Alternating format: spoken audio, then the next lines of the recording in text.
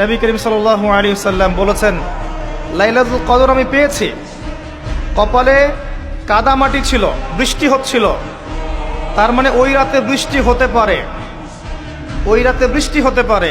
লাইলাতুল কদরের আলামত রাতের বেলা বৃষ্টি হতে পারে।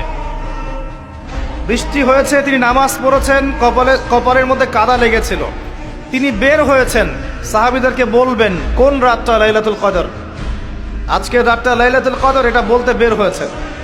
বের হয়ে দেখছেন দুজন মুসলিম আপোষে ঝগড়া করছে। লিসেন টু মি, দুজন মুসলিম আপোষে ঝগড়া করছে। আমরা বলি না যে মুসলিমদের মাঝে ইখতিলাফগুলো রহমত, আমরা বলি না? দুজন মুসলিম আপোষে ঝগড়া করছে।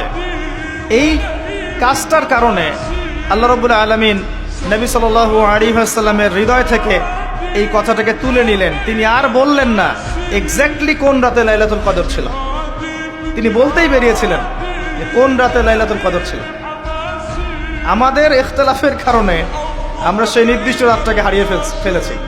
তবে এর মধ্যেই খায়ের আছে, এর মধ্যেই কল্যাণ আছে। আরবিতে একটা প্রবাদ আছে, কুল্লু শার ইউজাদু ফিহিল খায়র, প্রত্যেকটা অকল্যাণের পিছনেই কোনো না কোনো কল্যাণ আছে। নির্দিষ্ট করে বলে দিলে আমরা বাকি রাতগুলো জাগতাম না। নবী সাল্লাল্লাহু আলাইহি ওয়াসাল্লাম এখন বললেন যে আমাকে ভুলিয়ে দেয়া হয়েছে কোন রাত, তোমাদের ঝগড়ার কারণে। অতএব তোমরা শেষ দশকের বিজোড় রাতগুলোকে তালাশ করো। শেষ দশকের বিজোড় রাত বলতে 21-এর রাত, 23-এর রাত, 25, 27, 29, এই 5টা রাতের যে কোনো একটা লাইলাতুল কদর। এই রাতে ইবাদত করলে এত নেকি হচ্ছে, কারণটা কি? রাত আর দিন কি ডিফারেন্ট কিছু? প্রত্যেক রাতেই কিন্তু আল্লাহ পাক প্রথম আসমানে নেমে আসেন, প্রত্যেক রাতে, শুধু শবে বরাতের রাতে নয়, শুধু নিসফে শাবানের রাতে নয়, কিন্তু প্রত্যেক রাতেই আল্লাহ পাক প্রথম আসমানে নেমে আসেন। তিনি কিভাবে নেমে আসেন এটা ব্যাখ্যা করার দরকার নেই আমাদের। আল্লাহ পাক বলেছেন নেমে আসি, বাস আসি। কারণ সবকিছু আমরা যুক্তি, বিজ্ঞান, দর্শন দিয়ে প্রমাণ করতে পারবো না। পারবো? সায়েন্সকে জিজ্ঞাসা করেন যে স্বপ্নের ব্যাখ্যা কি, ঘুম কাকে বলে, আত্মা কাকে বলে, আত্মা কঠিন না তরল না বায়বীয়, পারবে সায়েন্স ব্যাখ্যা করতে? কবরের আযাব কি, জিন জাতি কি, জিন জাতি কাকে বলে, জিন জাতি কেমন দেখতে, মালায়েকা কেমন, তারা কিভাবে কাজ করে, তাদের ফাংশন কি, তারা কি ব্যাখ্যা করতে পারবে? আমাদের একটা চেতনা তৈরি হয়েছে, সায়েন্স যা বলবে তাই সত্য।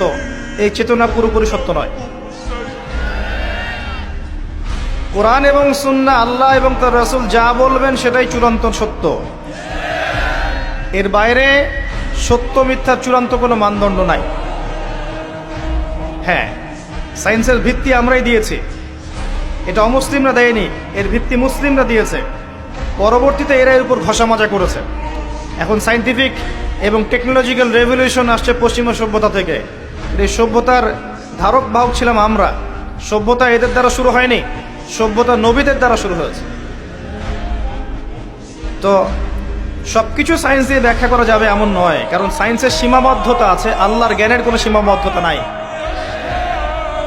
তো আল্লাহ নেমে আসেন, ব্যাস নেমে আসেন।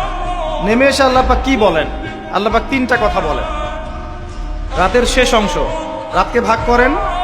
যদি 6টার সময় রাত শুরু হয়, রাত কিন্তু রাত 12টায় শুরু হয় না, সূর্য ডুবে গেলেই রাত শুরু হয়, এটাই ইসলাম।